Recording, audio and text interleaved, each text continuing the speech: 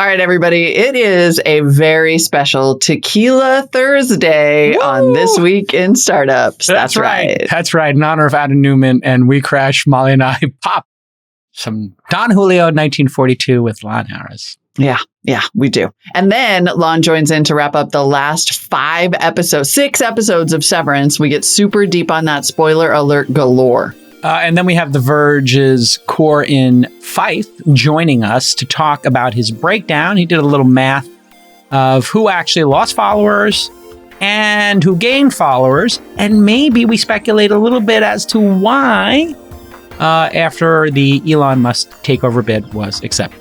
Yeah, a little tequila-fueled data science like you do on every good podcast. It is going to be the episode of the year, I think.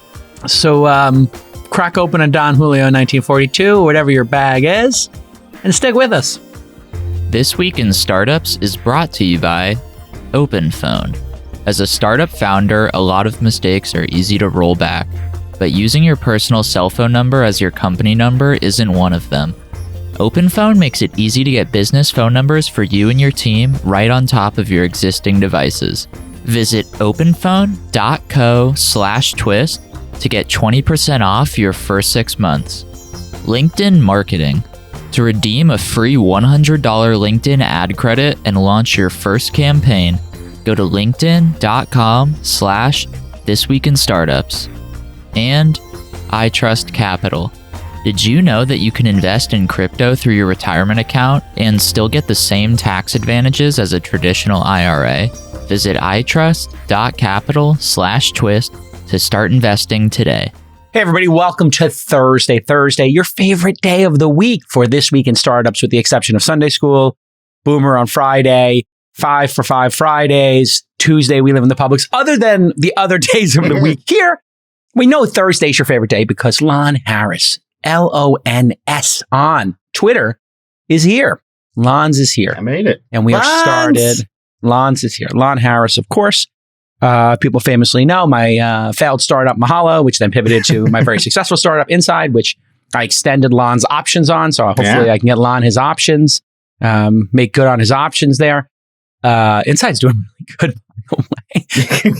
I mean, after WeCrashed, I'm a little nervous. I'm going to hold off on buying that new Birkin bag for now. Yes, buy the Birkin. Never get off the bus without a transfer, Lon. Yes, exactly. I don't know what that means exactly, but it just I used to always take the transfer in your hand before you make a move. Yeah. Got it. I love that. Is that like an Ari Gold? That feels like Ari Gold on Entourage. I don't know. I mean, I got it from my boyfriend, but I love it. I think it's a sales thing. Like, it's a sales. You don't get off the bus without a transfer. Don't leave one opportunity unless you have the second opportunity secured. And for people who don't know, on the public transit system back in the day, they would give you the second bus ride free if you had to take a transfer. So you get on the bus in Brooklyn and, take you west. Now, if you needed to go north, you could get a transfer. They would pull a little sheet of paper and they'd hand it to you. That was your transfer. Yeah. So you don't have to pay a second time. Yeah. That exists out here too? Yeah, I think it's an antiquated thing now, but I believe the bus transfer was a nationwide concept in its day. Yeah. And if you get off without a transfer, then you have to pay again. And it applies to, obviously, don't leave one opportunity for another until you have the paper in hand. But also, don't make big moves until you're locked. Locked. Yeah. Okay, here we go. We are doing our This Week in Streaming segment. Molly, what do we have teed up for this week? I think it's like the 5th week we've done this. There'll be some light spoilers here. You can hear this stuff and then go back and watch the show and not have it ruined in some cases. But if not, you can just fast forward, 20 minutes into the show. Yeah. If you are still watching WeCrashed or have not watched Severance, then you probably want to skip ahead. Yes, because it is a puzzle box show. Yeah, I was going to say the other shows are like kind of based on a true story. It sort of doesn't matter, ultimately what happened to Theranos or WeWork. Right. You're not going to want to know what happens to Lumen. That's yes. Full spoiler warning for that one. So today we're going to discuss the WeCrashed finale, episode 8, the one with all the money, very Friends titling. And then we're going through 5 episodes of Severance, episodes 4 through 9. And I may or may not have watched episode 9 at 7:30 this morning. I did. That's how on the train through to the frickin' wire. On your bike?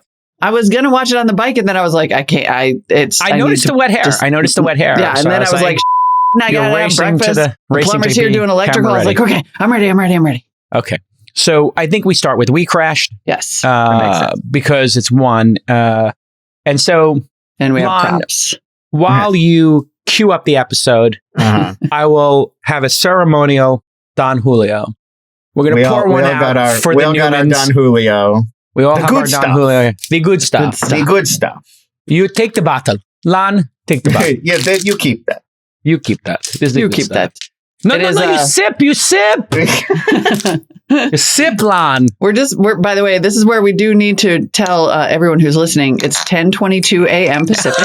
It's true. Yeah, we are pouring ourselves a fine. Oh, do you get the smell off that? Hold on a second. Yeah.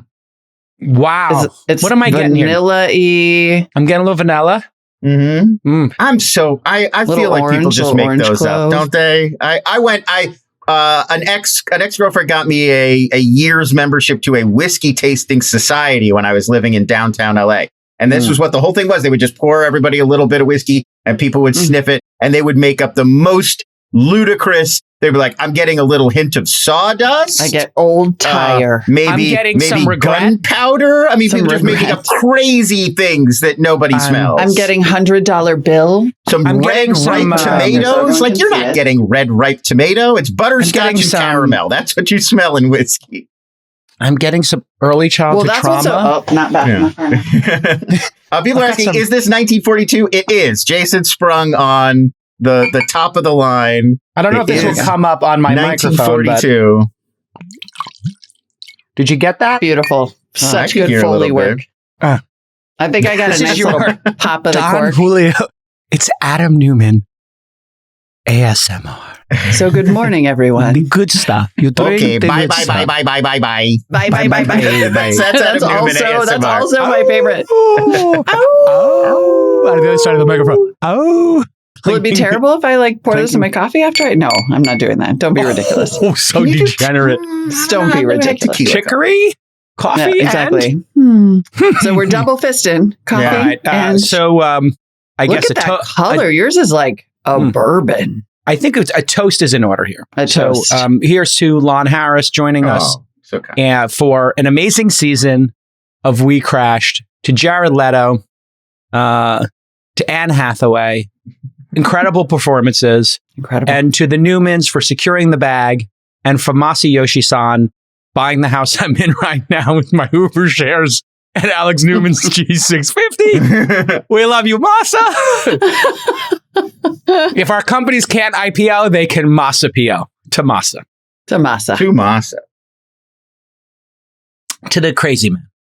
Oh my God, smooth. It's incredibly smooth. Oh my Lord. Hold on a second. Adam Newman's a genius. Oh my Lord. Me? It barely even tastes like you're drinking alcohol. I've never really had anything like it. This tastes like the best iced tea I've had in my life. I'm not regretting having this for breakfast. It's just so... Yeah, no, this is it. Wow. I usually like a rye whiskey. That's kind of usually my drink of choice. And that it's almost purposefully a little like spicy. Handy, this is the opposite end of the spectrum. This is no joke. It's like a caramel. This is amazing. But and then you get the burn later. You get a little bit of heat. To really, but it's like in the best, it's like a hug. Is it a burn or is it more like sitting next to a nice toasty campfire? No, it's it's just a little bit of heat. It's not a burn at all. A little bit of heat, no. It's more like Mexican chocolate or something. Mm-hmm.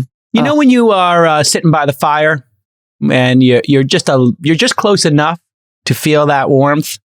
Maybe it gets a little too hot when you put that extra log on. That's what I'm feeling on the aftertaste. I mean, I'm feeling Masa has yet to buy me a home, so I don't have a fireplace yet. But one day. Oh well, I have 6 here, so you are too. So, in case you missed it in an earlier episode, the reason that we're splurging on the Don Julio 1942 for the end of watching WeCrashed is because that is the huge, tall bottle of tequila that they're constantly popping open and splurging from. And it is one of the many things that the bankers come in and question when WeWork tries to go public, because it is not an inexpensive bottle of tequila. And they were passing them around like Coca-Cola. They were basically like, for them, Don Julio 1942 was their version of like what is the sparkling water called? LaCroix? I was just going to say LaCroix. Yeah, it was their LaCroix. You read my mind. Yeah, it was their LaCroix. Listen, lots of founders are loosey-goosey with their personal phone numbers. They put them on company documents. They use them for sales calls. And that's terrible because it makes everything so messy. You don't know who's calling. Is it a sales prospect? Is it somebody from your kid's school? Well, OpenPhone is here to create business phone numbers for you and your team. It works through an app on your smartphone or your desktop. It's very simple. You pick a number, you install the app, and you're done. There's no need to carry two phones. And here's a list of features I know you're going to love. You know when you create that shared email, help@companyname.com? Well, you can do that for a phone number. You can just create a phone number that's shared by multiple employees. They can field all the texts coming in, all the calls coming in, and you can look like a super professional, responsive organization. And if somebody leaves the company, they don't take the number with them. Maybe they go to a competitor. Oh, what a disaster. So here's your call to action. OpenPhone is already affordable at a starting price of just $10 per month per user. But Twist listeners can get an extra 20% off any plan for your first 6 months by signing up at openphone.co/twist. And if you have an existing phone number with other services, well, OpenPhone can port them over for free. So I want you to head over to openphone.co/twist today. LaCroix's like 4 for $1, and like Hint Water is like 2 for $1, and Don Julio is 1 for $220. I think. What do these bottles cost? I love that it does. About it that, takes $250. My son looked it up. I think it's like 150 to 200. I think depending on where you shop, where you shop around. I looked it up. When I found it. You're that guy?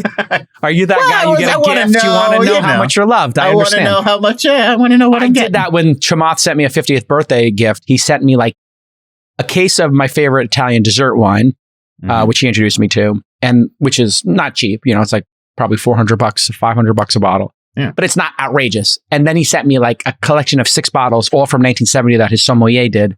Wow. And when I say like these bottles are worth thousands of dollars, they're worth thousands of dollars each. Yeah. And I'm sitting there with these 5 bottles and I'm just like, I've never opened a bottle of wine over $1,000. I mean, not even over $500. And now I had a Latache, a friend of mine from Hollywood gave me, Jim Brooks. And that was very nice of him. Gave me a Latache. And I was like, Jim, this bottle of Latache is, Jim Brooks, he created The Simpsons. We all know Jim Brooks. We got it. Did we not? A lot of terms of endearment. Did we not I know exactly. We're doing this segment, I'll tell you the story. We didn't drop the mic enough. This is the story. What? Wow. I'm at dinner. I'm Jim Brooks and have dinner with our ladies, and I'm in Nantucket, and he's like, "Oh, you're in Nantucket. I'm in the vineyard. Let's have dinner." We have dinner. Beautiful. It turns out, in I guess Massachusetts, where these islands reside, you can't bring your own bottle of wine to the restaurant. He had brought this beautiful bottle of Latache, and I said, "Oh my God, how did you acquire those?" He said, "Oh, it's a good story. Like in the 80s, I made a little bit of money doing some shows or whatever, and I really got into wine, and this was one of my favorites. And I just happened to have bought like 10 cases of it, and it didn't cost anything in the 80s. And then I happened to hit it. Like he's a hit maker, so he knows how hits work. And he just happened to have bought low and just happened to be sitting on all these bottles of Latache. Wow. So the sommelier comes and, you Mr. Brooks, they know who he is, yada, yada. And they won't cork the thing. They say, in Massachusetts, we're not allowed to do this. So Jim goes, I understand. We would be, absolutely. We can put it on ice. We can put it in the refrigerator for you to maintain it. Of course, we understand this is like a fine bottle of wine. There's no bottle of wine here that matches this in the restaurant. We apologize, but we have some other bottles that might be to your liking. And he's like, yeah, no, I know. But, we don't have to have the bottle at the table. You could bring us 4 glasses of your best house wine. Yeah. Because he's been through this before. And he's like, don't worry about it. They'll just open it in the back. They'll put it in the decanter. Brooks, I see. And he says, like, you could, maybe you could put it in the decanter and we could decant one of your other bottles of wine. You could charge me for something similar on the menu. Yeah, he's working it, because we want to open this bottle. And, the manager comes out. He's like, listen, Mr. Brooks, I'm very apologetic. We would love to do that for you, but we could lose our license and we cannot do that. He's like, I understand. I'll take great care of you. It'll be fine. And he's like in shock. Yeah. And he goes, I can't believe it. This has happened to me, because the manager really 10 means times it before, and they always just take it in the back. They do this, and then you're good. Yeah, well, what do they think? James Brooks works for the Massachusetts Liquor Board. Precisely. He's there to bust them. And so I took a few days off from producing the most Jim popular Brooks says to TV me, show of the last to 3 shut decades. this joint down. Yeah. Jim Brooks says to me, Jake Al, here, you take it. At the end of dinner, we order another bottle of wine. Yeah, sure. Because Jake Al, you enjoy this, but and I don't know why. And he says, I just want to let you know, this is a very special bottle of wine. Like, use it for your anniversary or something. I brought it for us to share. We had some, nice business wins together. And I get home because I had rented an Airbnb for 2 weeks, and my parents were there. My dad is, a sommelier. He was a bartender who became a sommelier, and it's like a big deal for him, my success, And I always feel very gracious for my dad, and he especially my mom more than my dad, but my dad's still a great guy. And my mom did most of the work, but putting that aside, I come back to my dad and I said, oh, look, Jim Brooks gave me a bottle of wine. My dad goes, let me see it. Puts on his glasses, old man glasses. Arguably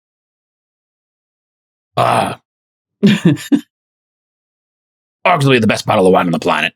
Best year. Can't get these. This is arguably best bottle of wine you could buy in 2018. This is the best. I'm like, really? He's like, we should open it. I love it. I said, no, Dad. Good job, Dad. Good my job. computer, it's a $5,000 bottle of wine. I'm like, open it. Jim Brooks paid he told me he paid like $150 a bottle. Nobody wanted Latosh in the 80s. It wasn't a thing. Yeah. He paid like $100 a bottle. The guy keeps winning. It was hilarious. So that's my Jim Brooks story. Hopefully I'm not speaking out of, but I mean, Jim Brooks is an incredibly generous guy. And I think if you're successful, be generous. That's why I sent you guys the bottle of Don Julio. And if they have those, by the way, just in the spirit of generosity, if they have those little airplane bottles of Don Julio, can we send one of those each to our producers? One to each to our producers of those airplane I'm joking, producers. You're doing a great job. You have to deal with me. Producer Nick, come on air for a second. Do me a favor, producer Nick. He's not even producing right now. Not even producer or any other producer. He's producing 1,000 things. I'll tell. He's like, what do you other want from me? producer come on air? Okay, there here we go. there we go. There they all are. Yay! I feel like now I feel like a true horrible human being because I got everybody on air. Don Julio, and certainly the on-air talent is more important than the producers, but the producers are still very important. Nick's like, I'm out. It's a joke. Nick, do me a favor. Can you send one of these to each of our producers, okay? Look at that. Including yourself. Yes, please. Yay! I didn't say anything about Nick. Nick needs to, we'll Come see on. I'll read his TPS report. I'll read his EOW. I'll put that on my 21 and over? I'm looking at some of these faces. Well, you know me. I always like to invest in young talent like you were one day. Is this legal drinking age, everybody? I'm pretty. Okay. I trust me as Nick's uncle. I know he's of age. Justin with the mustache and Rachel, not so sure.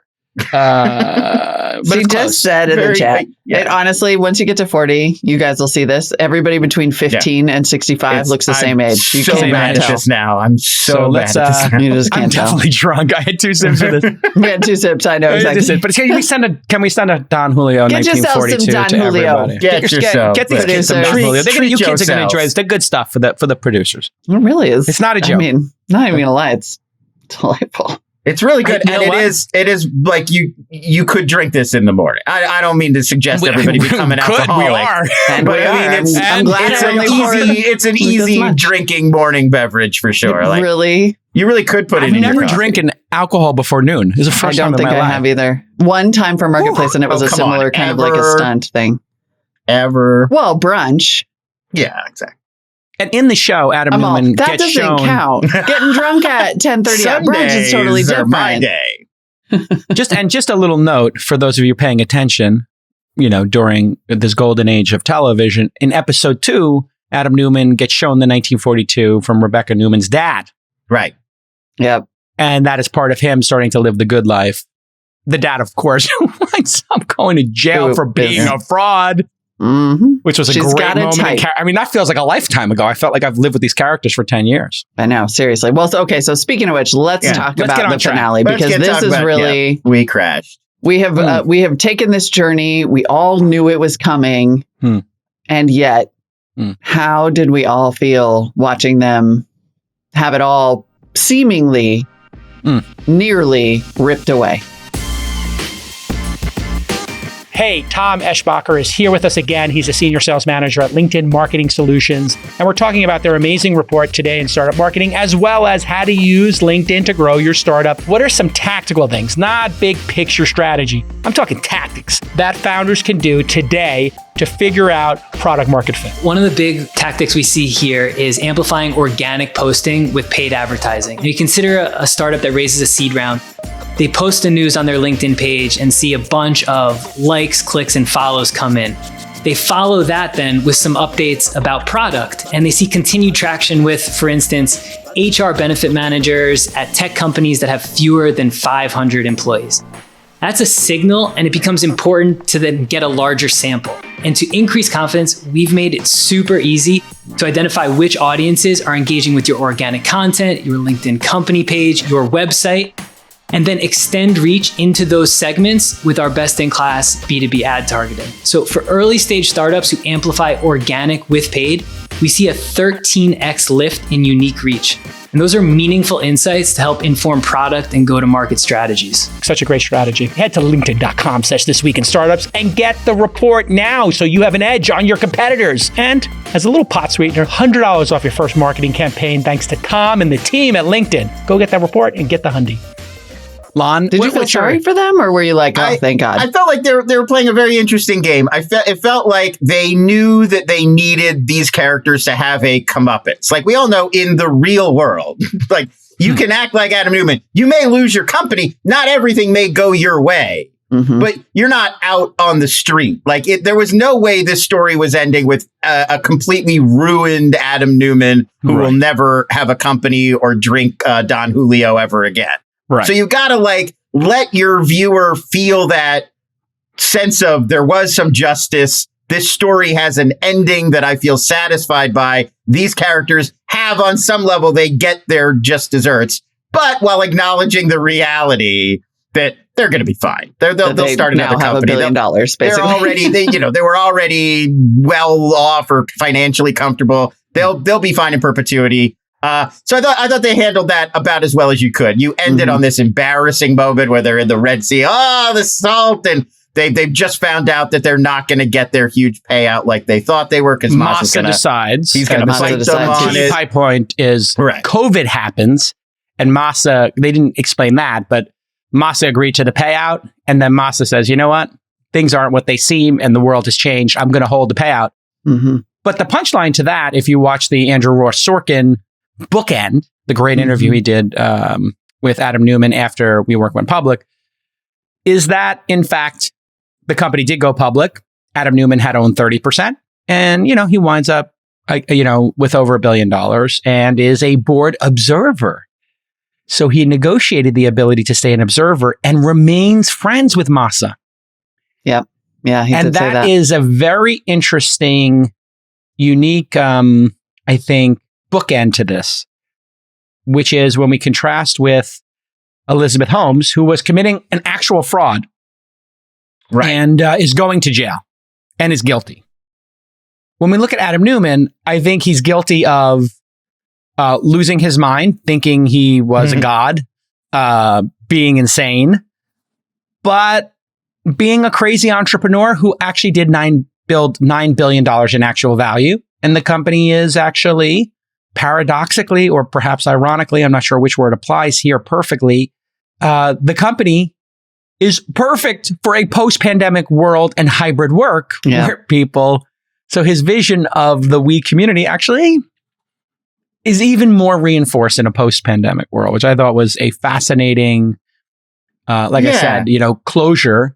Some people were not happy with the ending that they got paid. Well, I feel like the show is very much trying to have it both ways on some level. It's doing what you're saying. It is showing that, look, Adam Newman, personality flaws, lots of them, lots of insight into why these decisions were wrong, all these things he got away with doing, the culture he created that was not really healthy. And they gave OT Fogbenle, Cameron Lautner, that great speech about like, we're not here to reinvent human consciousness. We're here to build a office sharing startup that's going to own real estate price. And it's a job and it's a company and it's a business. And I want to work hard with all of you on building that business. And so they get to have that moment where they're like, look, all of this, new the grounding, age, the reset. Right. Mm-hmm. All of this was really just kind of rhetoric, and it was all kind of talk, and it was really just a way to kind of manipulate people in this situation. But at the same time, it doesn't,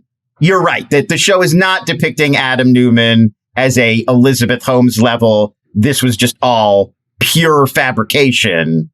It is showing that at heart, there was something to this concept. There was something that this company was building. Where do you land, Molly, on the fraud visionary spectrum here, out of control narcissist to fraud spectrum?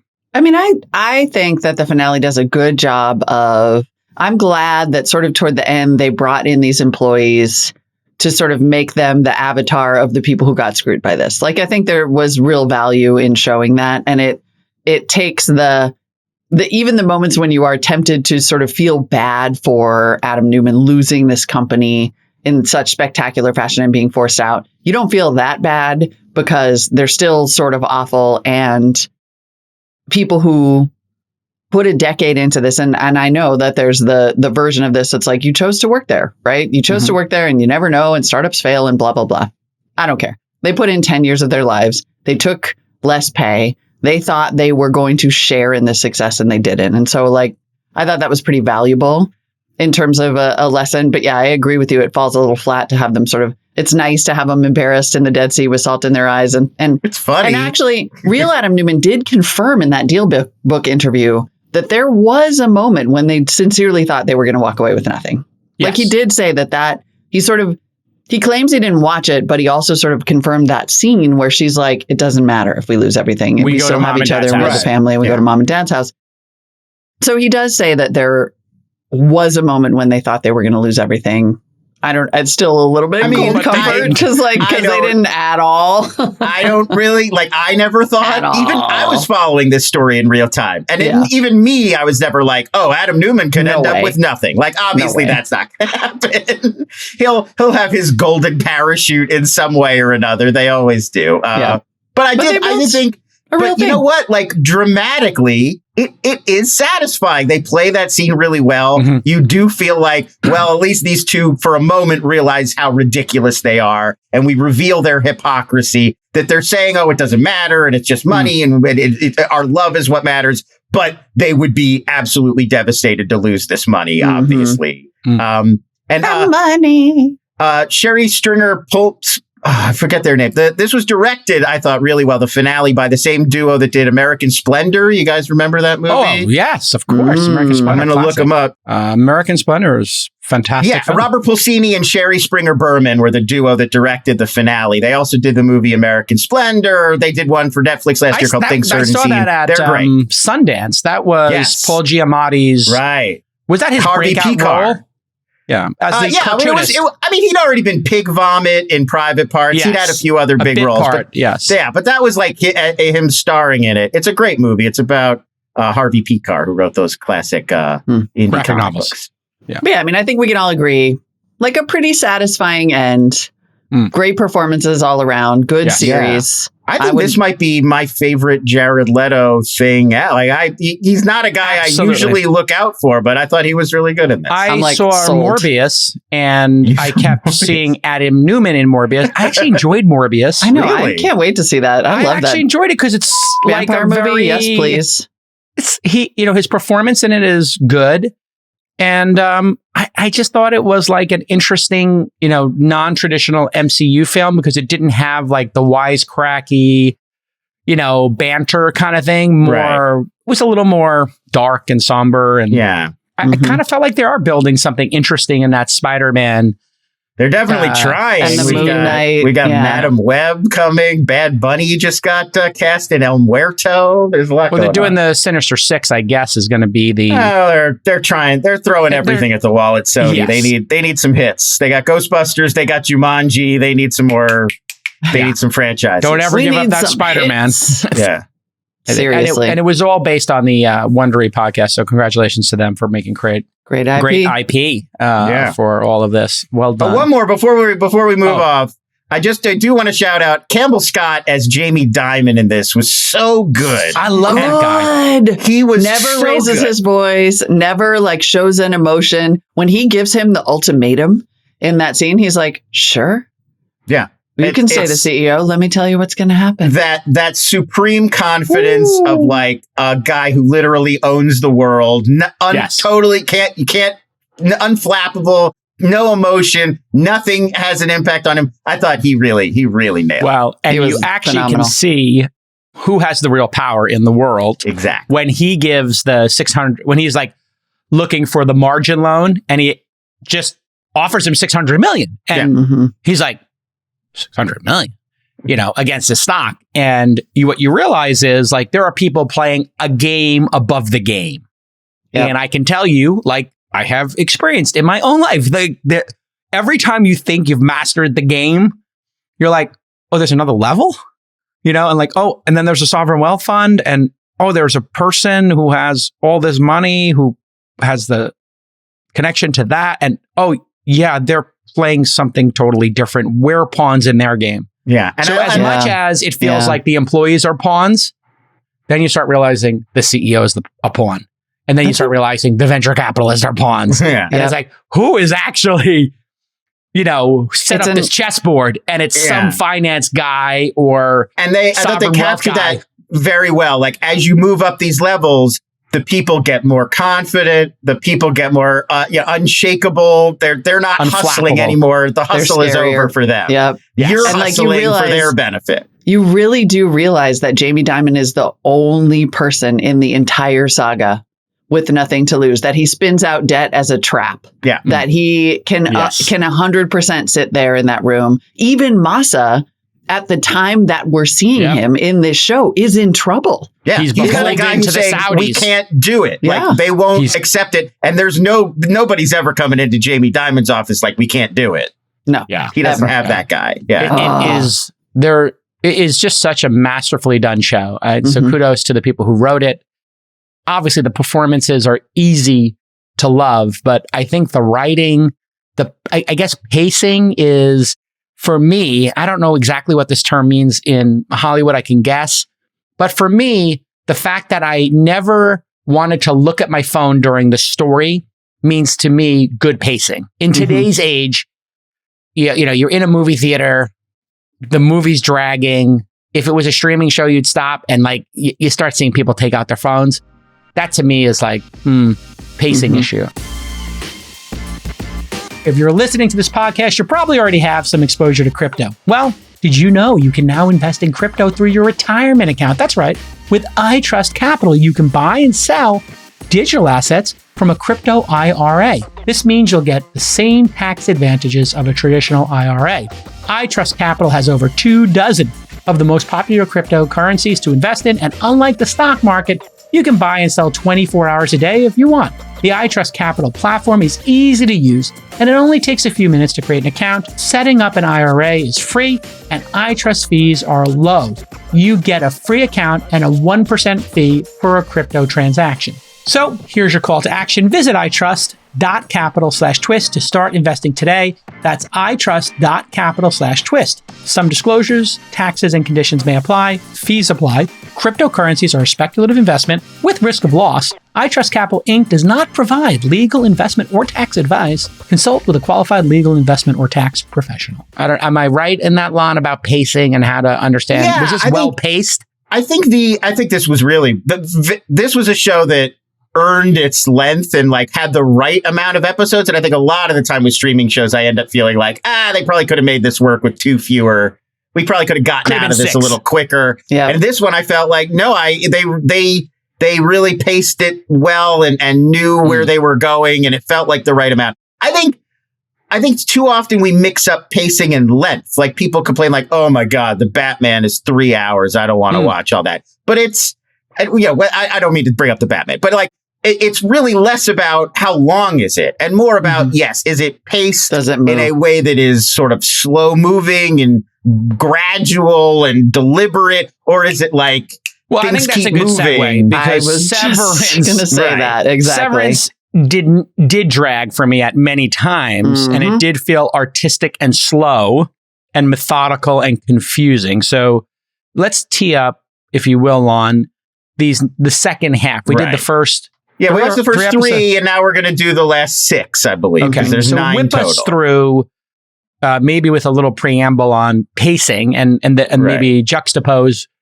how this story was paced and unfolded. If you jump to the final 2 episodes, I'll talk about the whole thing. But if you jump to the final 2 episodes of Severance, they're all unfolding like one event is happening, and it gives you what in screenwriting terms is known as a ticking clock. A ticking clock would be. At the beginning of the movie, the guy's like, this bomb is going to explode in 90 minutes unless we figure out a way. And then the whole movie, the viewer knows I'm working against the clock here. They're going to run out of time. And it's like, those movies where you would cut back to the digital readout as it counts down the minutes until the explosion. Right. And the last 2 episodes of Severance do such an amazing job of giving us here's this mission this character's on. He's got to do this thing. It's this limited amount of time, and we're going to watch it unfold basically minute to minute. Like the movie Speed or like the movie Back to the Future. Right. Exactly. Right. Speed is a great example where it's like, there's the gimmick is right there. If the bus slows down, it blows up. And so you as a viewer are constantly like, that's what creates that intensity of like, I know all they have to do is show that odometer or the speedometer, and if it's getting near 50, I'm in because it might explode. And I thought Severance really uses that incredible in the last 2 episodes, especially. I'm only cracking up because all I ever think about then is The Simpsons, where he's trying to remember the name of that the bus movie. that couldn't slow down. That couldn't slow down. So episodes 4 through 9 are where we really start to see the whole picture unfold a little more in terms of what Lumen is doing, why various employees might be there, and what happens when the walls start to come down, when the thick wall between the 2 experiences of these severed employees starts to come down, and it gets pretty dark. It really does. Dark is probably an understatement. A character tries to hang herself. It's brutal. It's brutal. It's brutal. Well, you realize the torture, the sheer unimagineable cruelty of what these people are going through. This real existential nightmare in terms of what the innies experience. So you've got outies. They're the ones who live their lives in our world, the normal world, and then go to work and they just don't remember what happens while they're at work. And it's the innies whose entire life is just the work day. Endless work days after another. And they don't even know who am I on the outside. And I think the show really does dig into what an existential nightmare that would be and like the contours of it and what it would feel like. And I think you're invited to imagine yourself in that scenario and how awful it would be. The only interaction you have would be corporate communication or a stolen moment of chatting with a colleague during a break time. You don't have a life, I have a lot of feelings about the corporate architecture here. Yes. That I would like to share. Yes. I think that this is the word treaty? What are they? Treaties. Treaties? Treaties is like a statement, right? Yeah, like a manifesto kind of. Like a manifesto. I feel like this is a manifesto on the worst of capitalism and corporate culture, because they are being indoctrinated to a culture. And the culture is told by these weird, historical figures in the company, and they're in a hall and they are praised and lauded. It's a blend between what we'd think of as a corporate history or the corporate way of talking about the company and religion. Like it's a cult. And I think what they're saying is, hey, look, when you go work at a company, you're giving up your life. And you're giving up your life. And the way they get you to give up your life is through this culture and through this, ceremony. And it is modern day religion. In fact, corporate culture borrowed a lot from religion. Hey, what is our mission here? Mission statement. What are our values? When we use those things in startup land, and I encourage people to use those in startup land. I worked on our mission statements at companies we've invested in, companies I've created. We back builders is our new credo here at Launch as an investment firm.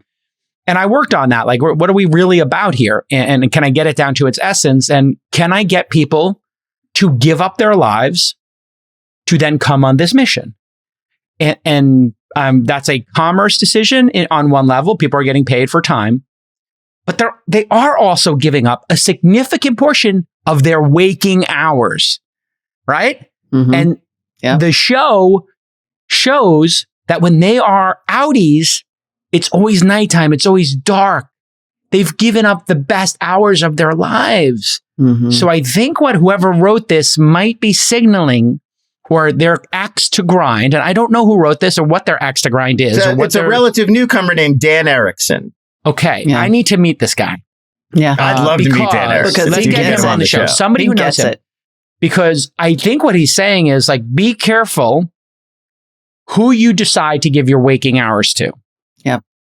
And they would rather, the ideal capitalist society would be for you to not even question or think about this. And it's manifested, I think, brilliantly in the intercorporate or the interdepartment rather, relationships. Yes. Where they're not even supposed to know one another. Yeah. Don't know it. And nobody's allowed to know what we do in a way. So you know what you do, but then there's Christopher Walken's group and what they do. Nobody's allowed to know. And then when they meet each other, they're breaking all kinds of rules here.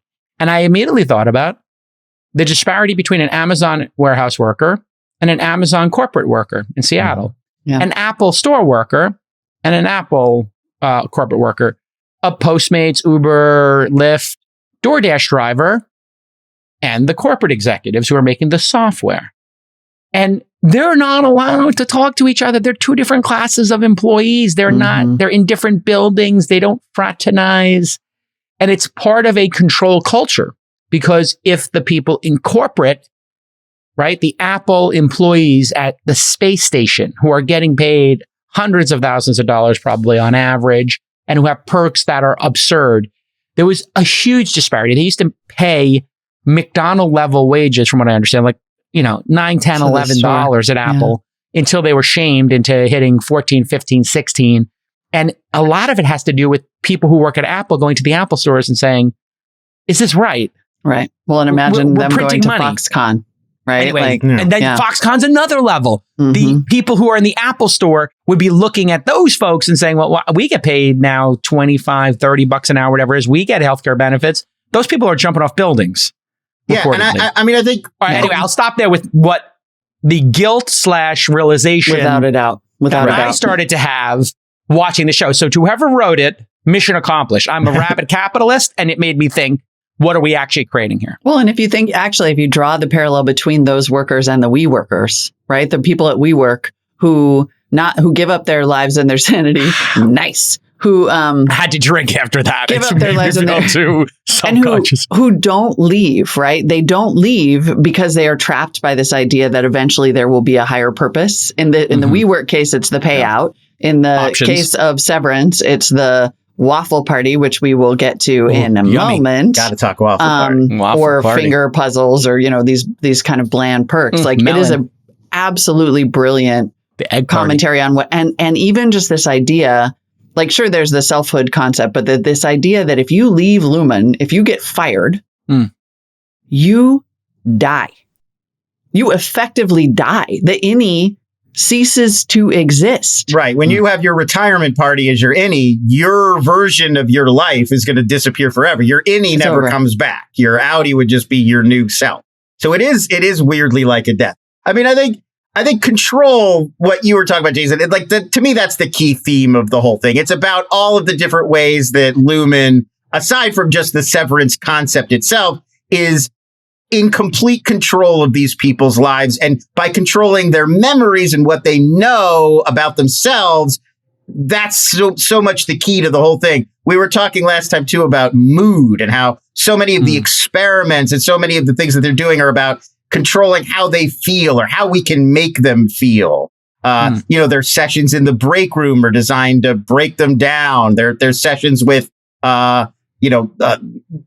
I'm blanking on her, Miss Casey, are designed to like improve their mood and make them feel well. Their dance what is the story with Miss Casey? Yeah. And side note, that actress was also in Dollhouse. Remember?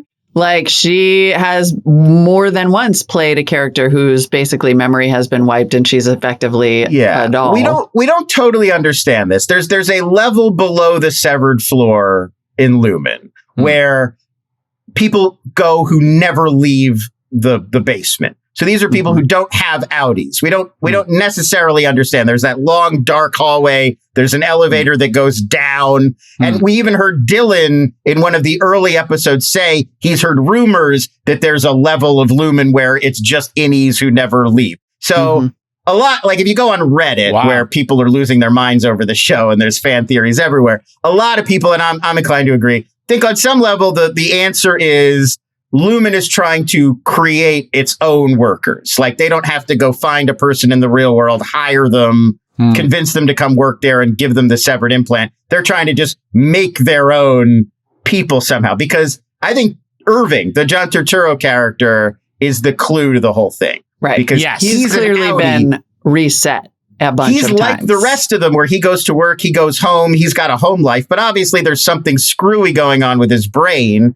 because he spends his entire home life. I think I know what it is. Making paintings of this elevator.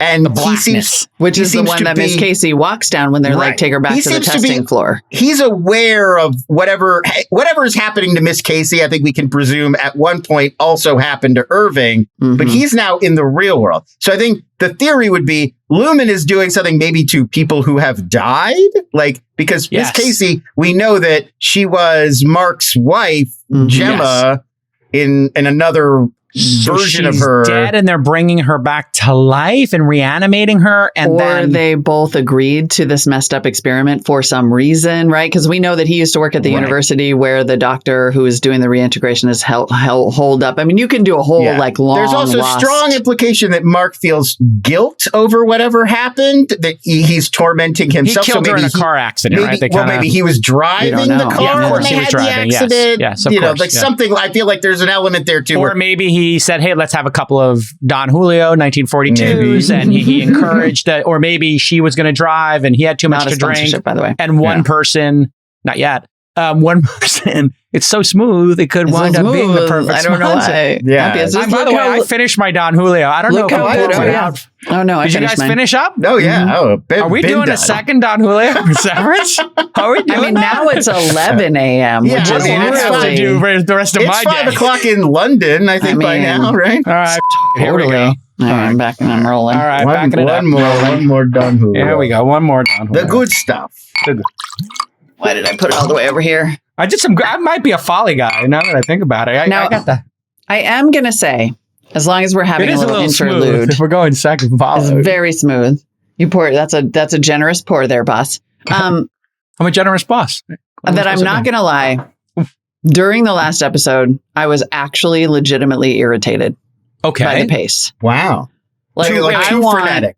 It's too slow. It's the opposite of frenetic. I was like, get moving. I had the opposite. I felt like that was the fastest paced episode. I was annoyed in the middle. Time. Yeah. I mean, maybe it's because I was like rushing to get it done, but the last 3 episodes to me, I was like, this could have been one episode. Maybe I'm just too impatient. I was like, disagree. Get after it. And there's no way that it could actually be stretched out that long. And for God's sake, you people don't have time for this. Like, just wrap it up. In the face of modern pacing, I do agree. In my love of cinematography, imagery, which I always really did love in films, I did appreciate this in an artistic way, but if I'm being honest, it did drag at times for me, the series. And I did see that a lot of people were engaging with Ben Stiller saying, like, get to the point here. 7 episodes, not 9. Well, all right. I totally disagree. So this thing about artistic stuff, I'm like a TikToker. They should make different edits of these movies now. I mean, I know this sounds like crazy, but, we have the extended show for the extended edition of The Lord of the Rings, which is the only one I'll watch. Mm-hmm.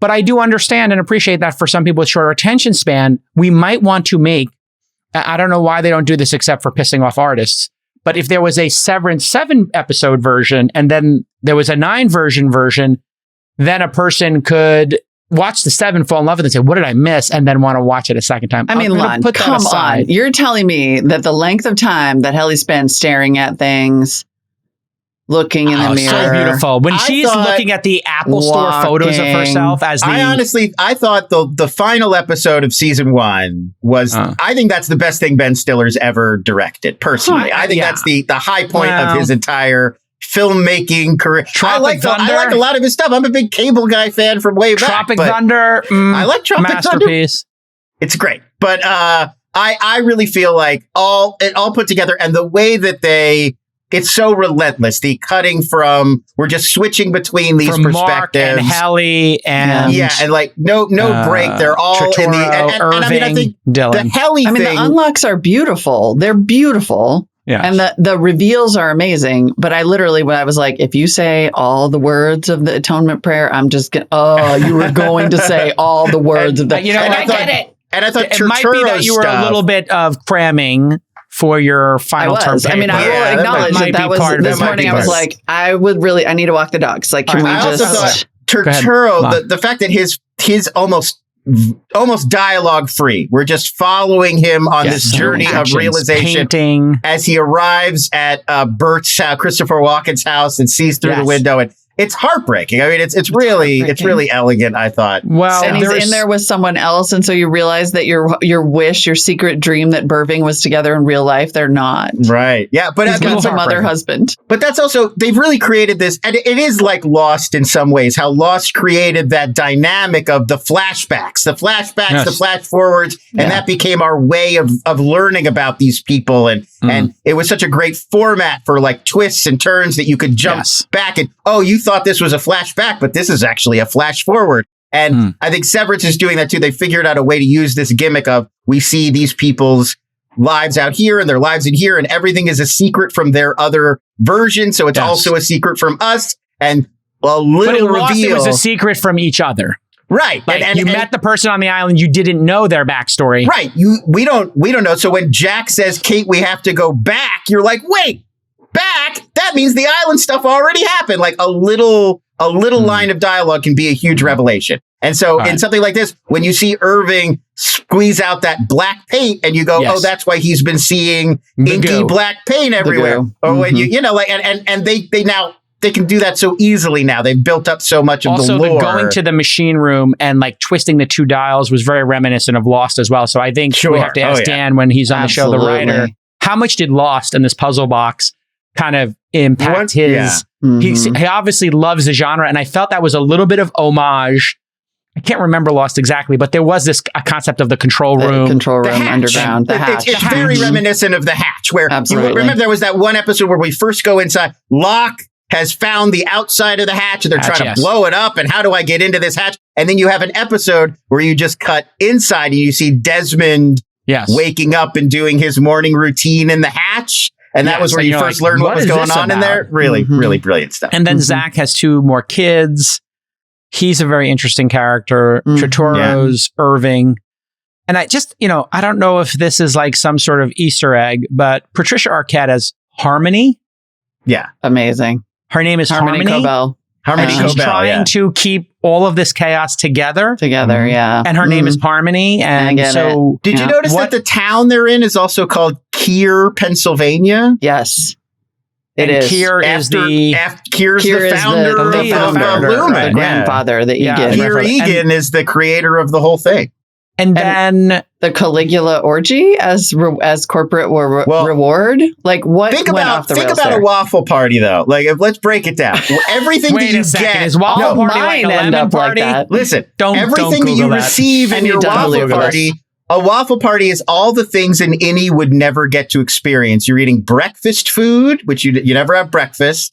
It's served like a dinner. You never have dinner. You only have lunch. You're in a model house. They don't have a house. You're in a bedroom. They don't ever go to sleep. And then it's sexual. And then there's sex. They never have sex. So it's a waffle party is the reward because it's like, here's everything that you miss by never leaving the office, but all at once in this weird... There is a nursery school thing going on here as well, where like everything to me in their party genre, putting aside the orgy waffle stuff, the waffle stuff itself, the melon, the dance party, the lights, it felt like they're infantilizing. Thank you. 100%. Yeah. Because they are, in fact, babies. That they're babies because they're learning everything again. Like they understand certain things, like how to use a keyboard, but they don't understand other things like what happened in their life. So they come in and they understand how to do work. So it's almost like some set of skills translates when your basic body functions translate. You know how to put a suit on. You know how to use the bathroom. You know how to eat melon. Wow. Right. You're right. And every food, every perk, as dumb as they seem, like the little puzzles and the this and that, you'd have in nursery school. New. It's also something you have never experienced because, like Ms. Casey says, my life is 107 hours long. And that's what I think was so amazing too about Trammell Tillman's performance. He's Seth Milicek, the sort of their supervisor. Amazing. He's amazing. But he finds this perfect balance between like an unctuous middle management supervisor we've all had at like our first job and like a nanny, like a nursery school teacher where he is kind of talking down. Yes. Okay, we're going to stay here for 10 minutes because then we got, he does have that patronizing. Tillman is...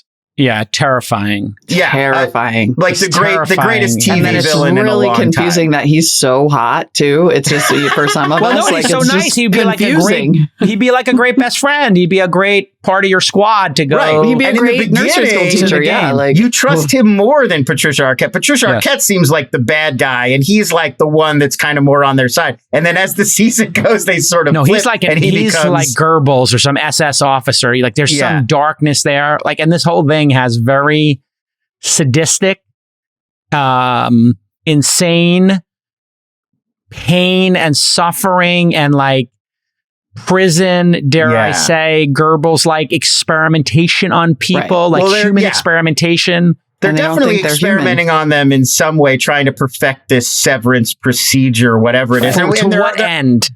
We don't. Yeah, I mean that's bring the people big, back to life. Seems like to roll out humanity. It seems like to roll out for the whole world. They want everyone. We know that Lumen wants. We know that Lumen wants everybody to be severed. Jason's like, God damn it! Honestly, like, I think I may become a socialist after this show. I'm just like, give everybody healthcare and UBI. This is not. I mean, if they wanted to terrorize it, my let's work go here UBI. is done. Just let's go UBI. Burn the rich. Let's go. That's what Squid Games was about too. I'm just saying, at some point they all just start playing with us. Yeah, it's definitely got some of that like warning signals, and like if you're just understand your options in WeWork, the end game in Squid Game or extreme capitalism may not work out. Yeah, never has before. Never has before. Always leads to revolution. Just saying, it's history. It's so fascinating. Helly is really just such an interesting character where it's even incredible. To themselves. What a reveal. They're even treating themselves as pawns, like this other part of me that I can't connect to mentally. Whatever happens to them. You're not fine. a person. Yeah. I am a person. Like, whoa. Yeah. Yes. Amazing. And if you ever cut your fingers or something, I'll just end you. Like, I'll keep you alive forever in pain. Like, they know exactly what they're doing. They're all baby goats. She's the boss's daughter? Dude, what a She's reveal. Negan, yeah. What? That was a great. She wants to quit, but she's the inherit. There was a fascerating when Helly first. Yeah. When we see a very quick clip. We see a very quick clip of Helly, her Audi, about to film that video, and she's with Milchick, and he's saying this is like episode 3 or 4 maybe. And he's saying, it's so great that you're doing this. We're so lucky to have you here. And so they inserted this idea of like, she's someone, she's not just some random hire. They want her there. Important. And she is very determined to be like, not just she is like, keeps on forcing the I've got to make this work. Right. I've got to make this work. And also one of the reviewers in Vulture pointed out too, because, I read the recaps of every episode, that whenever Milchick is in there taking photos at one of these perk parties, it's always of her. It's like primarily taking pictures of her. Right. Which was a good note also. Well, she's the brand. Right. She's the face of the brand. They very cleverly like Steve Jobs' daughter or something. If there was like going to be a secession kind of situation here, she's the... It really is interesting how capitalism, bringing up secession, billions, this show, Squid Game, we're really as a society, Lon, I think, struggling with wealth, wealth creation, corporate power, and globalization, and our role in all of this, and how we exist in this new world order, which, was previously the state and religion would have this, oversized impact on our lives. Maybe you could speak to like some graduate school bull about what this all represents. I feel like I feel like a big theme in certainly in Severance, probably in all the shows that we watch, is the helplessness that a lot of people feel when faced with these kinds of incredibly powerful systems of control. I know you see it a lot in the climate change discussion. I think like Don't Look Up, I think was very much playing into this same feeling that if you're an everyday person, you look at corporate power, the financial industry and Wall Street, politics, and you say like, well, even if I vote, even if I organize, even if I join a cause and do activism, how can I push back against this? This is power and control. This is too big. The climate change debate to me really drives this home more than maybe any other discussion that we have. That like, I can recycle. I can drive a Tesla or a hybrid. I can do all those. I can walk instead of driving. I can do all those little things that we say. But the power of me to do something versus the power of Amazon to make a change, or the power of the U.S. government, Starbucks, or China, or Starbucks, like I'm a drop in the bucket compared to the airline industry. But maybe a lot of drops in the buckets could create a tsunami. Exactly, of change. that's what I actually like. Is that they threaten her, and she's like, "If we all do it, we can." But I completely agree with you. I think like. There, and also the learned helplessness, the forced helplessness, right? Right. We have been told these are that we can't intimately. all come together to make this change. We have been told, and that's like the key to keeping the departments apart.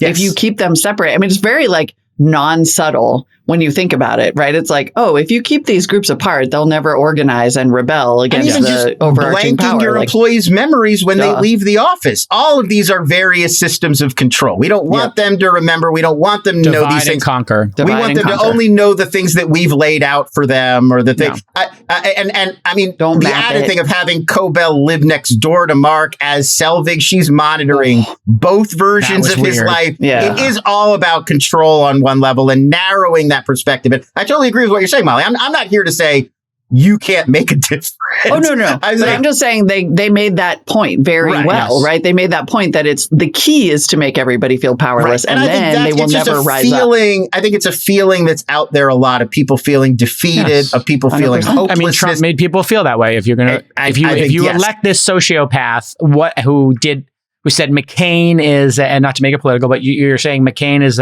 not a hero, and that you can assault women and there's no repercussions. No accountability. No accountability. Right. And that, whatever percent of people were on board with that, it is, I think, what makes a lot of people feel like I cannot affect change.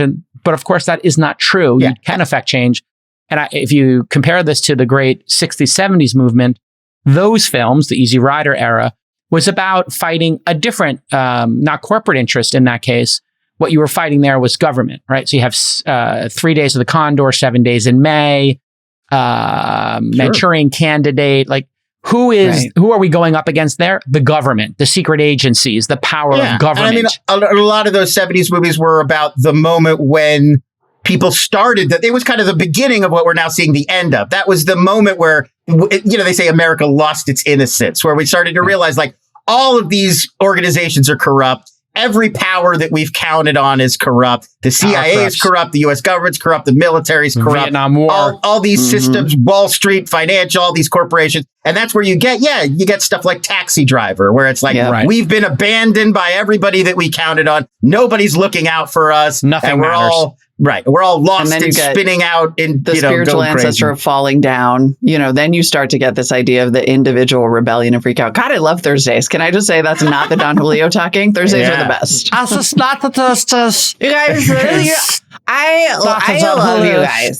I love you guys. The S1 needs to have more pictures. Of waffles, Should we go out after this? we should get some waffles, and we should put the Don Julio on the waffles. Now we can never say waffles ever again. Syrup. Syrup. Did you notice that the waffle? There's so many. Go to the Reddit. Reddit.com/Severance. I'm spending all day in the Reddit. Are you kidding? That's where they pointed out the waffle party. One of those paintings that Optics and Design had. You know, they had those like Renaissance Rembrandt style paintings.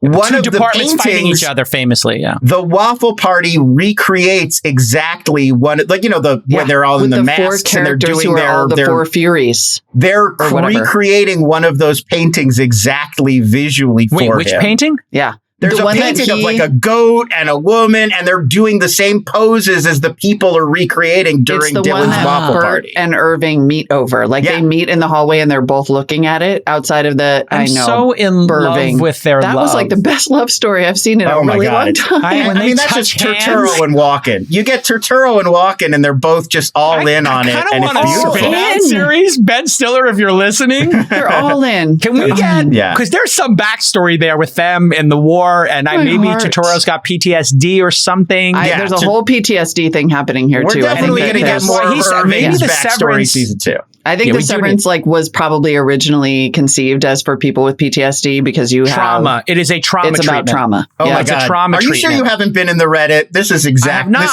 This is all ripped from the Reddit. Should be all right. Speaking of ripped Lon, from you're the headlines. Greatest. Enjoy your sheets. You're the greatest. But blur that bed, my friend. Just no. I want those sheets by next Thursday. What are we going to watch for next Thursday? Lon, I'm not trying to be oh my gosh. But Lon, what do we do next? Because now we finished our Don Julio's. Oh my gosh. 60% is left. I don't think there are unless you guys want to finish Super Pumped. I think we're done with the startup shows for right now. Give us something that's sci-fi, futuristic. Oh. That relates to capital. So here's what the show's about: capitalism, startups. We could do a movie. We could just give us something to stream between then and now. I mean, I love the movie The Founder as one, which Michael Keaton's in, and we could read the book / God, that is so do good. The Founder. We could do that. The Ray Kroc movie. Oh, phenomenal. I think it's a great movie. I really like that Michael Keaton movie. I think it's a Michael Keaton top 3 performances, and that's a big statement because his performances are, man. All right, well, we'll figure something out. We'll figure it out. I got a few ideas. What else is on the top 3? Give me your top 3. My immediate thoughts are entrepreneurship. We can go any era. I mean, you go to the 60s, 80s. We trust your judgment. Have you watched? This is going to seem like an out of left field suggestion, but I promise it's not. The HBO Max series Julia. It's about Julia Child and the creation of her show, The French Chef. But it's very much it's exactly what we were talking about before. We were talking about competence porn, that idea of watching a show that's just about professional people who are very skilled doing something, taking on a project. So this is, what if you got a bunch of very smart people in the room and they all know cooking or TV, and you say, make up what a cooking show is. Go. Invent the cooking show. I love it. I love product market fit. All right, Lon, thanks for coming in. And we have another guest coming up. All right. Thanks, Lon. We'll see you next week. Hang with us, Noties. Next up, see you next week. Let's tee up the next story. Go ahead, Molly. Do your thing, Molly. All right. What is happening here? Professionalism. I apologize. We are coming back to the Twitter and Elon story. Back to reality. Okay, great. With a hard thump. Twitter has confirmed fluctuations in followers that came after the Elon Musk deal announcement. Okay. I have my own theories. And has confirmed that, in fact, they were organic. They did not necessarily appear to be a big old bot situation. That was my theory. What was my theory, Molly? I know. So we brought on someone today who actually fact-checked this and did a breakdown. The Verge did a study. We're joined by the study's author, Corin Faife, who is extremely patient. Corin, thanks so much for coming on. Sorry about that. We were geeking out to Severance. We're going to have to send you some tequila. I think that's the only way to remedy this situation. Do you drink? Do you like a beverage? No problem. I will accept tequila in reward. However, you have spoiled the show Severance that I haven't yet seen. Sorry about that. Well, can we send a Don Julio 1942? Now you need a Don Julio. Corin, your bona fides, I believe you are a what they would call a data reporter. Explain maybe your background there. Yeah, sure. So I'm a data reporter. Well, in fact, currently I'm at The Verge. I mostly cover cybersecurity and privacy news. Previously, I was at a publication called The Markup, which is really specializing in data journalism, investigative journalism around data big journalism. tech. Yes. Yes, exactly. And so I've done a lot of research previously into social media algorithms and how they impact the way that we see information, who sees what, how it's received, that kind of thing. All right. So we saw these crazy jumps happen. Everybody, like I saw Jim Jordan was like, oh, Elon Musk has changed the rules and therefore we now get followers. And I was like, okay, Jim Jordan's dope. He doesn't understand that Elon's offer isn't even accepted. He has no functional role at Twitter. He could effect no change. I mean, he can talk about Twitter, but he doesn't own the company yet. That's going to be 3 to 6 months from now. But I did see on my podcast feed that Ben Shapiro, Joe Rogan, and every other podcast in the world is covering this. And if Ben Shapiro is covering this and he's the number one one of the top podcasters in the world, I'm not sure where he sits, it would follow that if podcast advertising drives online behavior, Ben Shapiro talking every day about liberal tears. I saw the headline was like, liberal tears, Elon Musk drank them all. That's the kind of that activates the right. So now the right's going to come in. Am I right? Am I guess? That it was the podcast pump?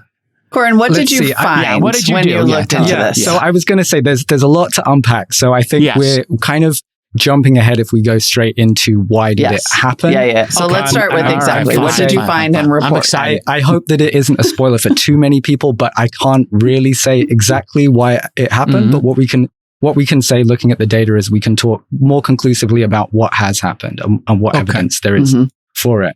So yeah, of course, as you say, Elon Musk, the acquisition of Twitter, there was a really long build-up, a lot of hype around it, leading up to this announcement. April 25th is when the deal was finally closed and announced. We've done a lot of coverage of that at The Verge.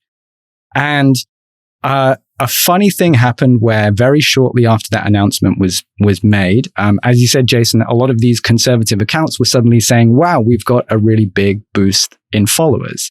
And simultaneously, a lot of other large accounts seemed to be losing followers. So there was a piece first in NBC News. Ben Collins wrote that one, where he was talking about some of these really high-profile accounts that had lost followers. Barack Obama, I think, lost a few 100,000. There were quite a few other examples of that. So there is initial thought about exactly there we go. Mark Hamill again has lost a lot of followers.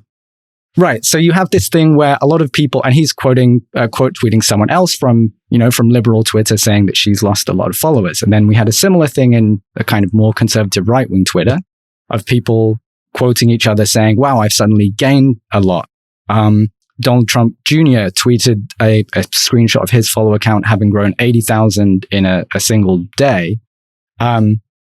And he was speculating, as I think you mentioned, okay, or has some kind of change been taken? Has Elon already, he's taken the brakes off this, whatever was stifling conservative follower growth.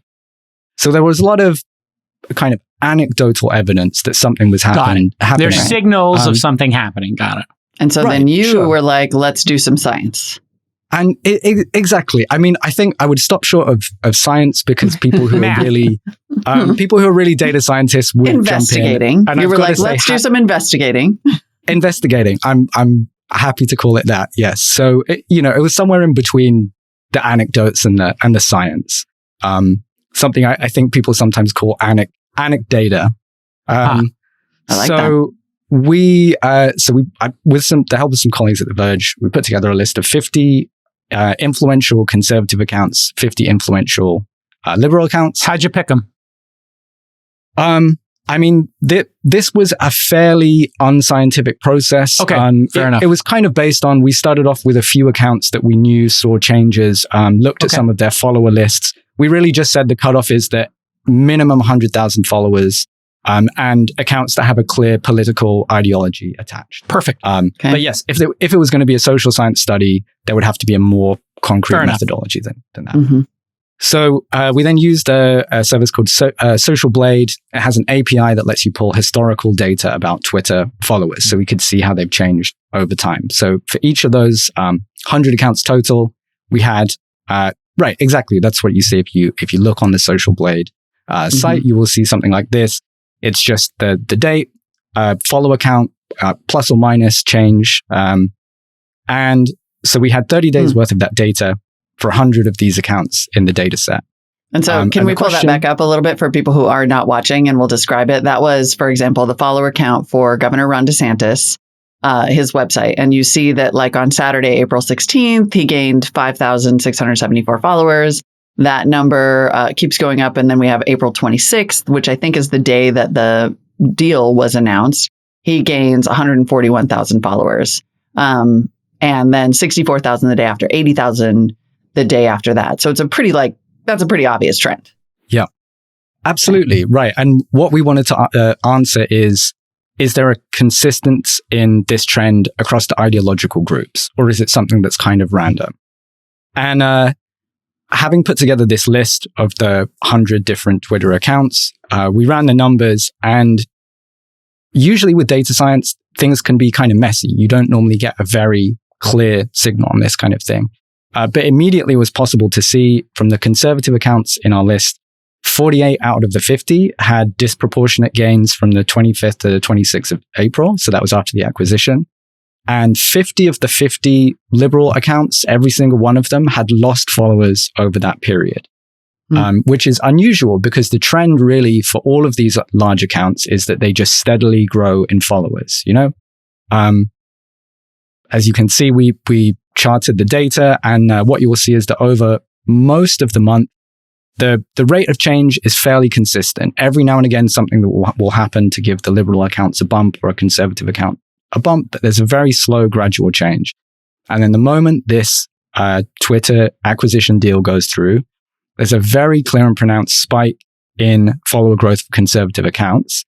And then that is matched by a decrease in liberal followers of liberal accounts, whereas previously those accounts have also seen a steady growth.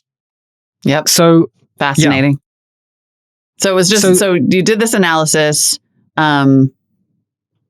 Okay. And it sounds like you don't necessarily want to speculate on what might be driving this, but it seems like there are a lot of potential speculating answers, right? Is part of this. Is it speculate time? Let's speculate. So we can speculate to some extent. So if we're going to look at the data, the thing that we can say confidently based on that is that there is a significant change, and it seems to be consistent across the ideological groups. So that's a really interesting finding on its own. Right. People who were speculating that maybe something has changed in the internal mechanics of Twitter, based on what we know about these companies, it seems unlikely that the change would happen that quickly. It seems unlikely. That's not to say that it is impossible, but it seems unlikely that the day Elon takes over, immediately he says, we've got to change this algorithm in a way that boosts conservative follower accounts. Right. So it's very unlikely to have been an algorithm change. Is there any way to tell whether it's bots? There's an easy way to tell, but Corin, go ahead. Yeah. So I think that with the data we collected at The Verge, I don't think we can really talk about that. For someone else, for researchers with access to more data, they might be able to. But one of the things that we know is just that there was huge attention to this deal. And it is something that when this acquisition happened, there's a kind of a polarization in the response. I think a lot of people who are more on the right, on the conservative side, saw it as a very good thing and have felt for a long time that Twitter has stifled liberal viewpoints. A lot of people more on the left thought that it is bad to have this billionaire suddenly in charge of the platform.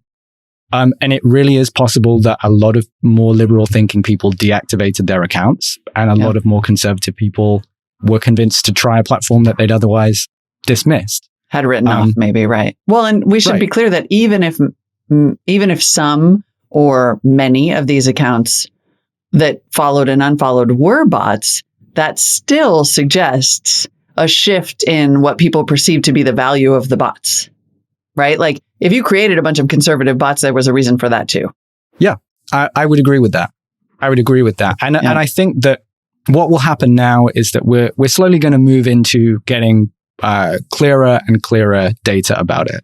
So we started off with the anecdotes. At The Verge, we've now done a very preliminary data analysis. And over the coming months, I'm sure we will have people from more of the social science research side of things doing very kind of tightly peer-reviewed studies. Yep. All right. It might be the Don Julio speaking, but I figured it out. Because I'm Columbo, like I'm like a dopey detective, Corin. You know who Columbo is, Corin? I do. You're aware of it? I don't know. You seem like you're like 30 years old, so I don't know if you know Columbo. Awesome, by the way. Just to be clear, this is about to get... Julio speaking. This is about to get amazing. Tell me. His face is all red. Yeah. It's one more thing there, ma'am. You said you had the chicken parmesan on Sunday. That's special on Monday. So my wife says I'm a nudge. That's my Peter Falk impersonation. Heaven help us. If you go to the followers and you look at the actual followers of conservatives and you pull them up and then you scroll down, you will see in the followers, I believe, are presented in reverse chronological order of followers. And then you start looking, you will see on this list that none of them have changed their photo, right? They're all the default Twitter photo. That is a tell that it's a new account and possibly a bot account, because the bot accounts don't take the time to put photos up, because that can also be a tell to get them banned. But anyway, if you actually look at the date in which a lot of those, you just start opening them up randomly, some of them are accounts that were created last year, but many of them were created in April of 2022. Yeah. But I mean, that just, for one thing, that validates the data. But second, it also does continue to raise this question of why create bots that specifically follow conservative accounts now versus deactivate bots that follow liberal accounts. Even if it's even if it's mostly bots, it still is a clear signal about what people I can explain it. Think is going to happen. There's the signals that are being sent. There's multiple things going on concurrently is what my belief is. One thing that's going on is the conservative podcasting media coverage bump. Media drives online behavior. That's why online, Casper Mattress, 8 Sleep buy ads on radio, terrestrial, and on TV, and certainly on podcast. If you hear something, if you see something, you then take out your phone and you do an online behavior. We all know this. It's established. You need only look at marketers embracing podcasts or network television as the reason. So you put that on as you have Ben Shapiro, Tucker talking about this for 2 weeks. To Corin's point, this thing took over the media cycle. Whenever anything takes up the media cycle, I saw this with Uber. This is private discussions amongst people who were investors in Uber. Every time a scandal happened in Uber, you know what happened? We moved up the rankings in the App Store. The number of downloads went up. People didn't make a judgment. They just said, what's Uber? I think what's happening is a lot of conservatives are saying, what exactly is Twitter? I've heard about that. I should go check it out. Oh yeah, there's some controversy over here. I'm for free speech. Oh, the libs are triggered? I'm in. Right? That's their benchmark. Ben Shapiro's listeners' benchmark is, are libs triggered? And they literally, Ben Shapiro sells with his subscriptions to his $100 million a year service, what I understand his revenue is. He sells a tumbler that says liberal tears on it, so you can drink liberal tears and pretend your coffee's liberal tears. Yep. So that's what's driving the bump. Then, this is my next 2 theories. Okay, ma'am? Could be the Don Julio speaking. I'm too in. Should we let Corin go for the analysis part? I don't want to put him in an uncomfortable position as a reporter. 15 seconds. I'll give him why I think the liberals are losing. Or the bots are. I think people at Twitter, just a theory, who are in the security and teams, are saying, Elon's criticizing us about bots. Let's show the new boss or people who want to embarrass him or whatever, or just the public, hey, we're getting criticized. We can't solve the bot problem. Let's solve the bot problem right now. So that means everybody's losing a little bit on the bots, but net, the conservatives are getting the media bump. Go ahead. So Corin, from a data perspective, what are you going to look at next? Yeah. Well, what do you think? What do you think about these theories? Yeah. So I think there's an interesting question there about the net effects of it, right? There is an interesting question because Twitter for a long time has struggled with increasing a user base that's been very slow compared to some other platforms. Like the bigger social platforms are now hitting this problem. Facebook, similarly, there's only so long that you can keep expanding when you've already got billions of people on the platform. Newer platforms, TikTok has come along and had such explosive growth. That's kind of the gold standard for a new social media company. Twitter, much as it is very significant for the public discourse, the growth in user base has been slow. Now that Musk has taken over, there's going to be a lot of questions about what will happen to the company. And if he can attract more users and a lot of new users to it, that's going to be a very significant thing. And that's going to be well regarded in terms of his leadership, even if it might turn out that more of those users come from one side of the ideological spectrum. That might change the nature of what Twitter is as a platform and how we experience it. At the same time, if this is an influx of real people, and the number of people coming in outweighs the number of people who are potentially leaving, which is also one of the things that we see in the data in terms of new followers. They do seem to outbalance the number of deactivated accounts and lost followers. There's one way of looking at it that says that's very healthy. That bodes well for the platform. Of course, there's another way of looking at it that says if all of these people have conservative values, if all of these people believe that you should not moderate speech and you should be allowed to insult one another freely on a social media platform, it can change the way that we interact with each other for the worse. Yeah. So it's hard to say, but I think there are a lot of interesting questions. Yeah.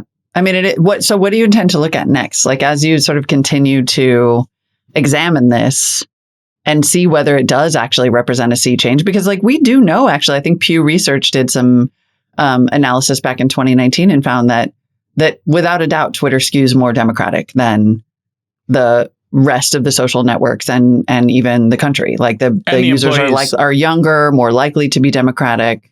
And so as you look at what might be a shift in usership, what will you examine? Yeah. I mean, I think having done this first study very quickly, we're interested in looking to see whether the trends hold over the long term.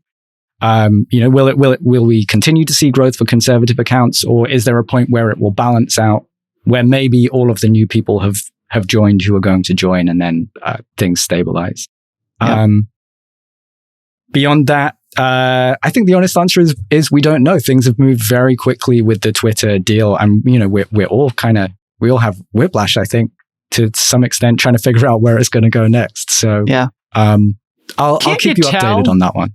Corin, can't you tell? Is it public data, deactivated accounts? Because when somebody deactivates their account, that would cause somebody to lose a follower. So if the theory is we've got this mass exodus of left-leaning liberals, however you want to frame it. Or their liberal bots. Anti-free speech, right, totally. Whatever, however you want to frame it. I'm not going to get into that. But people on the left, I think, would be a way to describe it. If they are en masse turning off their accounts, it would have to be if Mark Hamill? Yeah, so he's certainly left-leaning. I follow him. I love Luke Skywalker. If he's losing 8,000 and other people are losing 10,000, it's either bots or it's people actually deactivating their accounts. So that means there's at least 8,000 or more that have deactivated their accounts. If you deactivate your account, you see that. You go to the page and it's turned off. So in order for him to lose the follower, it would need to be deactivated. Therefore, deactivated is something that's scrapable. So have you discovered, or anybody listening to me, email producers at This Week in Startups and certainly DM Corin, I wonder if developers could just give us a list, and I just tweeted it. Can somebody just make a list of how many people deactivated their accounts? In other words, in the last 30 days, what accounts were turned off? Give us that list. And then compare it to how many people deactivated in the 30 days before it. We'd actually know what the average month of deactivations is. There must be some baseline. And we'd see if the baseline went up. And then you could look at the delta of that baseline and say, let's actually just do a random sampling. Maybe some number of them are libs. Or not. Yeah, I mean, Twitter certainly has that data. They may or may not decide to release it. Otherwise, that kind of data is accessible through the Twitter API, but the full unfiltered data set they only make available to researchers because the volume of data is so vast and potentially sensitive that you have to demonstrate that you can handle it in a meaningful way.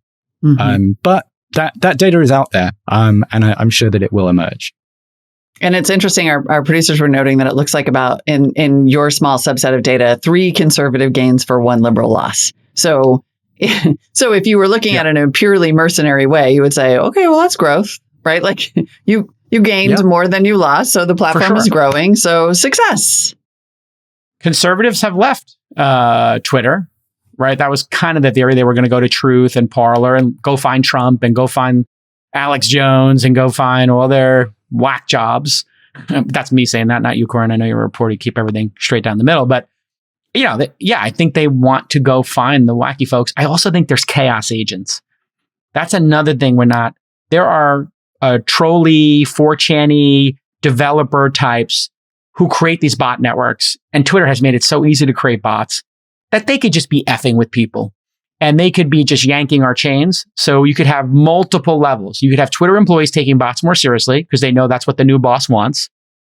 You have this bump of media, conservative media, suddenly like, oh, we can trigger the libs over here. This guy's on our side. Let's go trigger the libs. You could have some number of liberal people saying, you know what, I'm out. I don't want to be part of this anymore. I was preferring the trend they were going towards with more safety and less full contact. Let's be generous. But yeah. Corin, super interesting research. We really awesome, appreciate you coming on. This. Yeah, please come back. You have a voice for radio. More. It's amazing. Do more. Come back every week. Absolutely. I would love to. Well, thanks a lot for highlighting the research on the show. And follow Corin TXT. We love the numbers. Yeah, follow at Corin TXT. On you got a book Twitter. In you, kid? You got a book in you, Corin? I feel like you got a book in you. You write a book yet? Jason wants to be your agent. Not yet. Yes. I mean, come on. Some book agent here. By the Numbers by Corin. How do you pronounce your last name? Is it Faife? Faife. Yeah. Oh, Faife. Okay. By the Numbers. Corin. Yeah. Well, if you are an agent what's listening, the reality? yes. I'd love what's to talk. really happening in social media? By the Numbers by Corin Faife. I think it's got a good ring to it. By the Numbers. All right. Corin, we hope you will come back. TXT. That's a good reference too, like a .txt file. I like it. It's good. Because you're a data scientist. Are you a data scientist by trade or are you just play one at the Verge? I'm a data journalist. So again, so that people don't shout on me at Twitter about this, I'm a kind of I'm data savvy compared to maybe the full range of journalists, but in terms of data scientists, I would be a very sloppy one. Got it. So you got Nate Silver way over here, but I think it's important for all journalists to learn some data, right? Because there's a lot of opinions. Everybody wants to talk about opinions, myself included. But man, the data is really how you learn stuff. So I appreciate your work and appreciate you coming on. And sorry we were late. Don Julio on the way. No problem. Pleasure to be here. On the way. Thanks for having me. It's on the way. Good luck with that book deal. Hey, book agents, let's go. Slide into Corin's DMs. He's got a book in him, this kid. I like it. Be cool, Corin.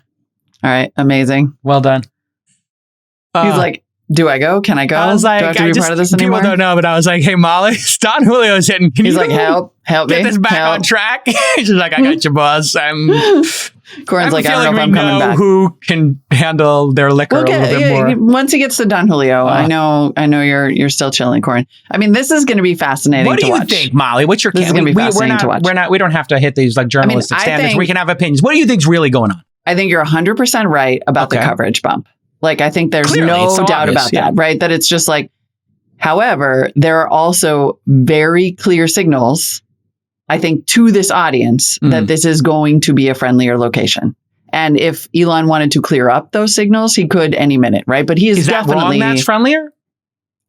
Well, I mean, I think the same Pew Research that said that Twitter skews more liberal has also found over and over that like right-wing accounts are responsible for massive amounts of disinformation, right? Trump, I think at one point there was a study that said that specifically the Trump Twitter account was responsible for spreading like 80% of the disinformation on the web.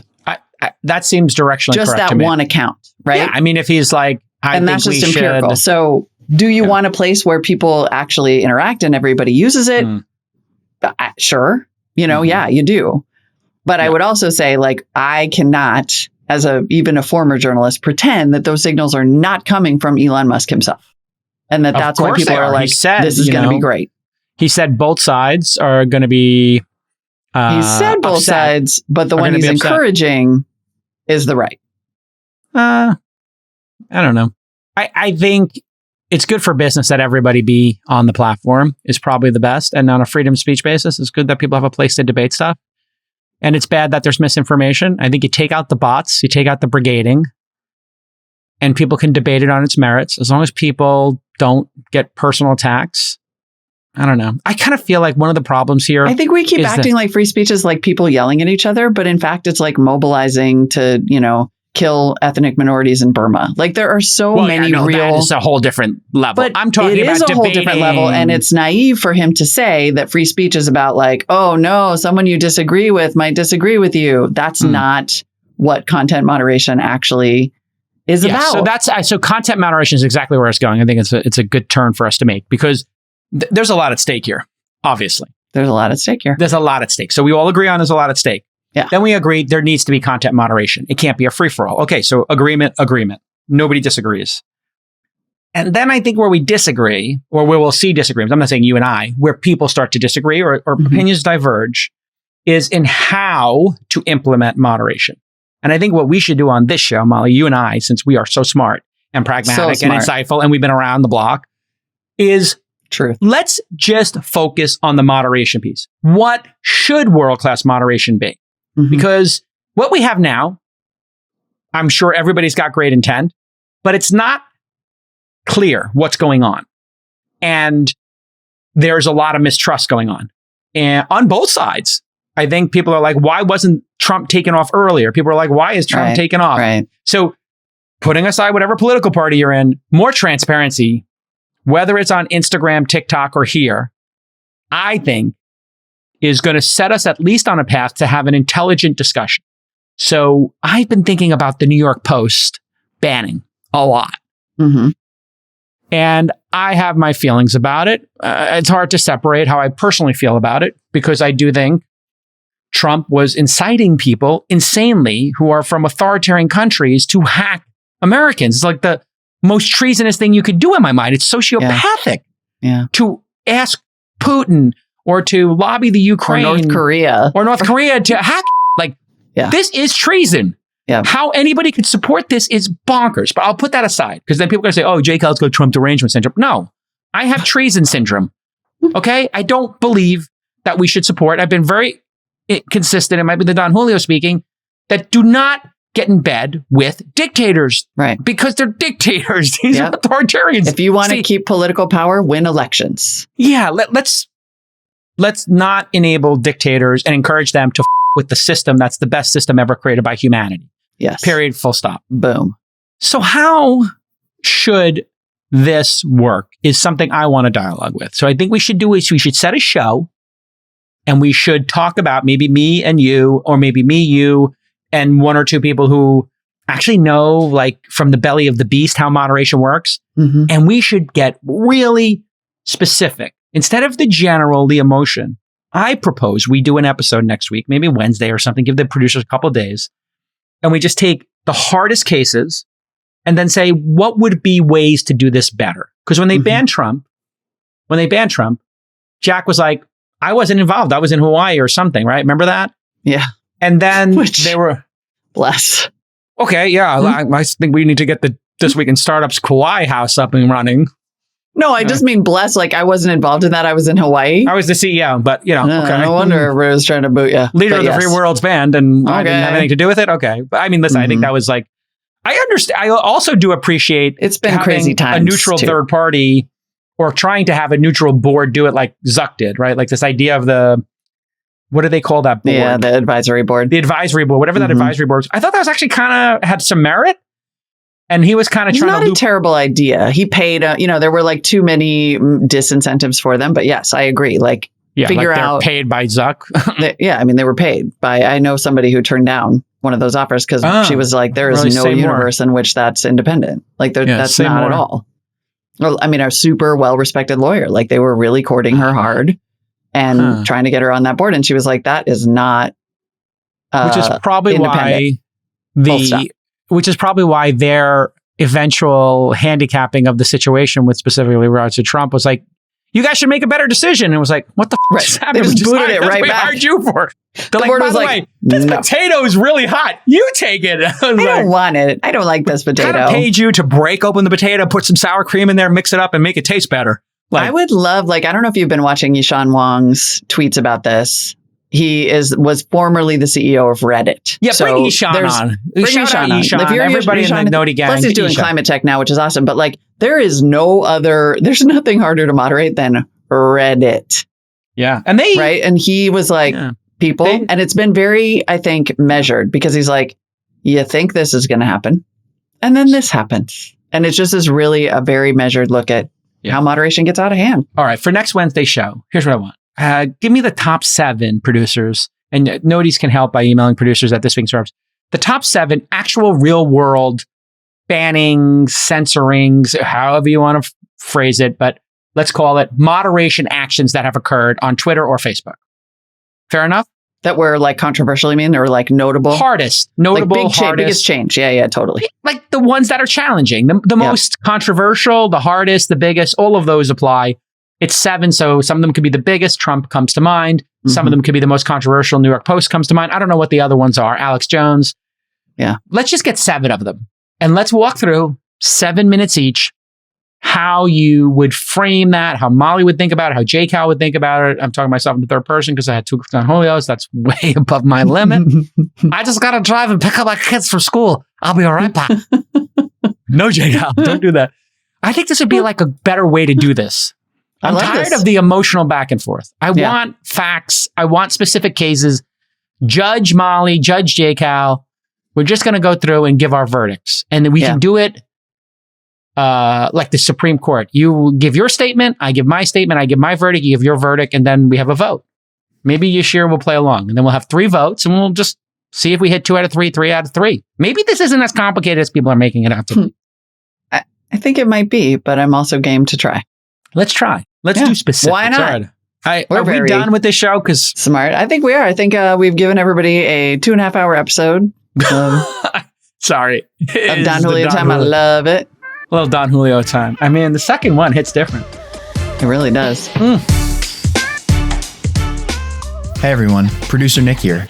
I want to tell you about the SaaS Syndicate. If you're a founder of a SaaS company with a product in market, our investment team wants to talk to you. Head over to thesyndicate.com/SaaS, SAAS, to apply to raise from the SaaS Syndicate. And you can join Jason's syndicate of over 9,000 accredited investors at thesyndicate.com. Producer Justin here. Know a cool startup? Check out openscouting.com, where anyone can refer a startup to our investment team here at launch. Even if you don't know the founder, if you're the first to flag a company for us and we decide to invest, you'll get $5,000 in cash or 10% of our carry. Hey everybody, producer Rachel here. Are you an early stage startup that has product in market, some traction, and are looking to raise at least $500,000? Apply today to Remote Demo Day for your chance to pitch to over 9,000 investors in Jason's syndicate. Submit your application at remotedemoday.com. Our next event is on April 27th. And if you want to learn how to invest in startups from the world's greatest angel investor, and no, we're not talking about Chris Sacca, then head to angel.university to apply. The 4-hour workshop costs $300 and all proceeds are donated to charity. To date, we've donated over $175,000 to various charities, and you can see the full list at angel.university/charity.